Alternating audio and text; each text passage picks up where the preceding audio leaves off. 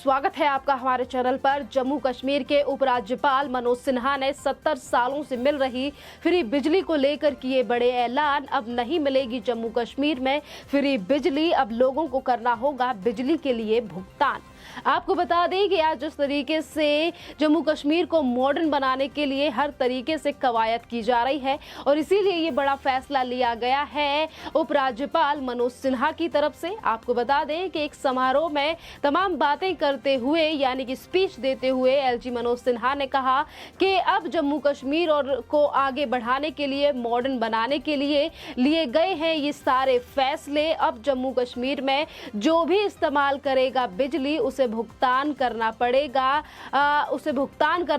और जो भुगतान नहीं करेगा उसे नहीं दी जाएगी बिजली, क्योंकि पुरानी सरकारों के ऊपर ही है केंद्र सरकार का काफी ज्यादा कर्जा, क्योंकि केंद्र सरकार नहीं देता है फ्री में बिजली। इसी के साथ उन्होंने ये भी कहा है कि बिजली चुराना बेहद गलत बात है और अगर कोई भी बिजली चुराते हुए पकड़ा जाता है तो उसके ऊपर भी पुलिस एक्शन लेगी। जिस तरीके से श्रीनगर को मॉडर्न बनाने के लिए और स्मार्ट सिटी लगातार श्रीनगर बनता जा रहा है और इसी कड़ी में हमें इकोनॉमी पर भी देना होगा ध्यान और इसीलिए बिजली और पानी को लेकर दिए गए हैं खासा ये निर्देश, जिसका ऐलान किया गया है उपराज्यपाल मनोज सिन्हा की तरफ से। आपको बता दें कि उन्होंने ये भी कहा है कि हम एक अच्छी क्वालिटी में बिजली देंगे। जिस तरीके से फ्री बिजली, तो जिस तरीके से जम्मू कश्मीर में फ्री बिजली आ रही थी और पिछले कुछ महीनों में हमने देखा कि किस तरीके से तमाम बड़ी समस्याओं का सामना करना पड़ रहा था जम्मू कश्मीर के लोगों को बिजली का, तो इस पूरी बात पर भी मनोज सिन्हा ने कहा कि हम अच्छी बिजली यानी कि हमने वितरण प्रणाली में सुधार किए हैं और लोगों को बेहतर सुधार किए हैं और लोगों को हम बेहतर बिजली मुहैया कराएंगे। ये बात कही गई है उपराज्यपाल मनोज सिन्हा की तरफ से और उन्होंने इसी के साथ इन चीजों का भी जिक्र किया है। उन्होंने कहा है कि नागरिक अब पानी और बिजली कनेक्शन के लिए ऑनलाइन आवेदन भी कर सकते हैं। एलजी ने कहा कि बिलों का ऑनलाइन भुगतान मोड भी होगा। उन्होंने कहा कि श्रीनगर तेजी से मॉडल स्मार्ट सिटी बनता जा रहा है। उन्होंने गुणवत्तापूर्ण बिजली की आपूर्ति के लिए बिजली के तारों को भूमिगत करने की वकालत भी की है। उन्होंने कहा कि श्रीनगर को स्मार्ट सिटी बनाने के साथ साथ स्मार्ट इकोनॉमी पर भी देना होगा ध्यान। आपको बता दें कि जहां एक तरफ बिजली को लेकर ये बातें की गई हैं तो वहीं दूसरी तरफ अभी जो जम्मू कश्मीर में या श्रीनगर में कहीं कहीं किसी जो कुछ जगह हैं जहां पर तारों का जाल बिछा हुआ है उसे भी जमीन के अंदर से ले जाने की बात कही गई है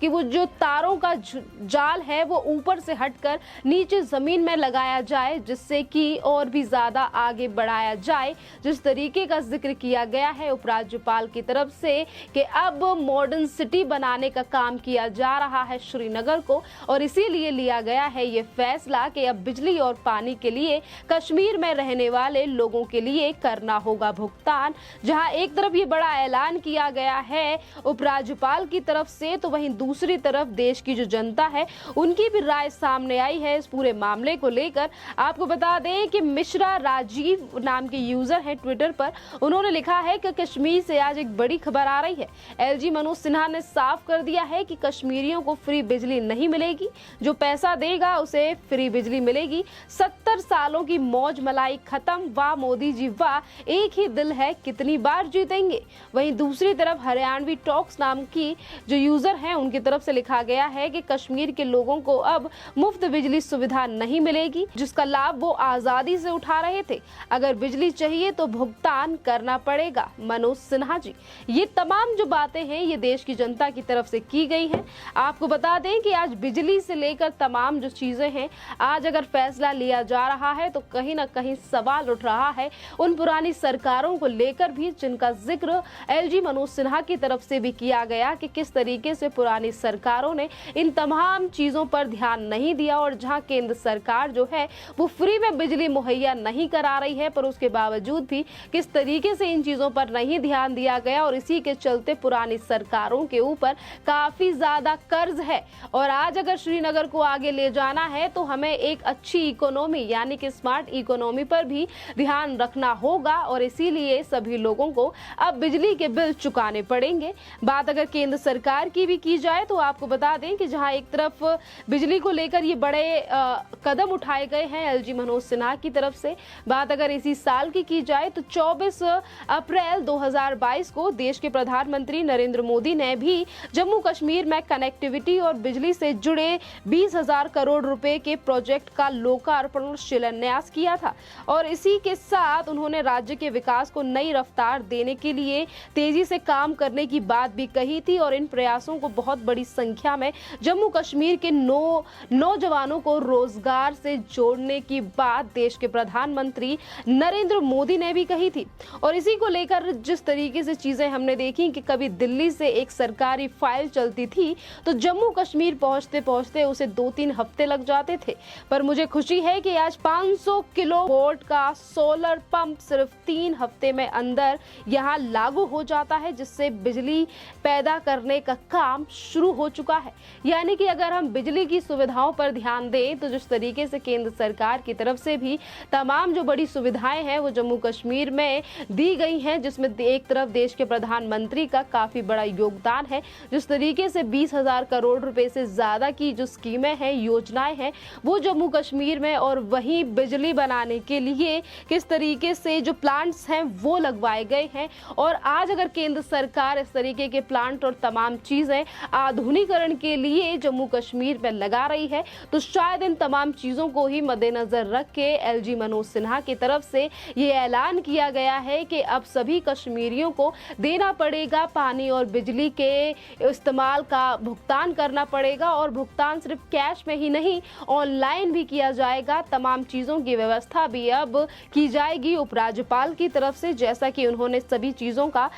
जिक्र किया है अपने भाषण में। इसी के साथ अगर हम पुरानी सरकारों की बात करें तो किस तरीके से तमाम बड़ी योजनाएं, चाहे फिर हम रोशनी एक्ट की बात करें, जिस तरीके से कहा गया कि ये 25,000 करोड़ रुपए की जो योजना है ये जम्मू कश्मीर के लोगों के लिए है, और किस तरीके से सिर्फ राजनीतिक लोगों ने ही किस तरीके से इतनी बड़ी जमीनों में घोटाला किया 25,000 करोड़ रुपए का। बात अगर जम्मू कश्मीर के पूर्व मुख्यमंत्री फारूक अब्दुल्ला की भी की जाए तो किस तरीके से जम्मू कश्मीर क्रिकेट एसोसिएशन में उन्होंने 112 करोड़ रुपए का घोटाला किया, और इस पूरे मामले में ईडी अभी तक फारूक अब्दुल्ला की जांच करने में जुटी हुई है, जिसके लिए उन्हें कई बार समन भी भेजा जा चुका है और 3 से 4 घंटे बिठाकर फारूक अब्दुल्ला से पूछताछ भी की गई है ईडी के द्वारा, जिसमें बार बार चीजों में झूठ बोला जाता है और कहा जाता है कि हमारा हाथ नहीं है। पर इस पूरे मामले में आपको बता दें कि प्रॉपर्टी को भी सीज किया गया है ईडी की तरफ से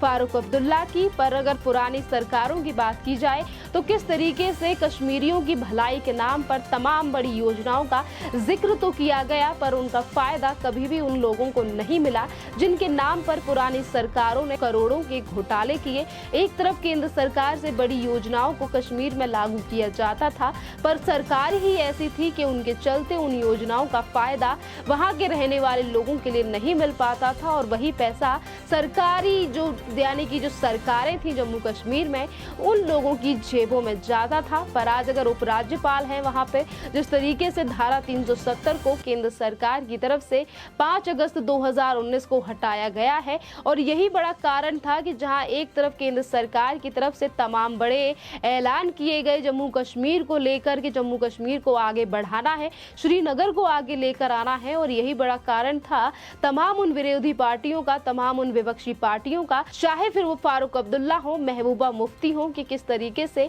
केंद्र सरकार के द्वारा लाई गई हर योजना का विरोध हो, और जम्मू कश्मीर को लेकर राजनीति करने वाले लोग आज उनका असली जो चेहरा है वो सामने आ रहा है कि किस तरीके से सरकार की योजनाओं के नाम पर पैसा ठगा पुरानी सरकारों ने, और वो पैसा आज भी इन्हीं के नाम पर है और इसीलिए आज बड़े बड़े घोटाले जो हैं वो निकल कर सामने आ रहे हैं पुरानी उन सरकारों के जिन्होंने काफी सालों तक जम्मू कश्मीर में राज किया है और किस तरीके से परिवारवाद की राजनीति जम्मू कश्मीर में भी अपने पैर फंसाए हुए थी, आज ये जनता भूली नहीं है। खैर, अब राज वहां पर केंद्र सरकार का है। अगर राज की बात करें तो उपराज्यपाल है वहां पर, राज्यपाल का राज है जम्मू कश्मीर में और उपराज्यपाल मनोज सिन्हा की तरफ से ये ऐलान तमाम बड़े इसीलिए किए गए हैं क्योंकि आज श्रीनगर को और जम्मू कश्मीर को वाकई आगे ले जाने के लिए काम किए जा रहे हैं और इसीलिए अधिकरण से लेकर स्मार्ट सिटी पर ध्यान दिया जा रहा है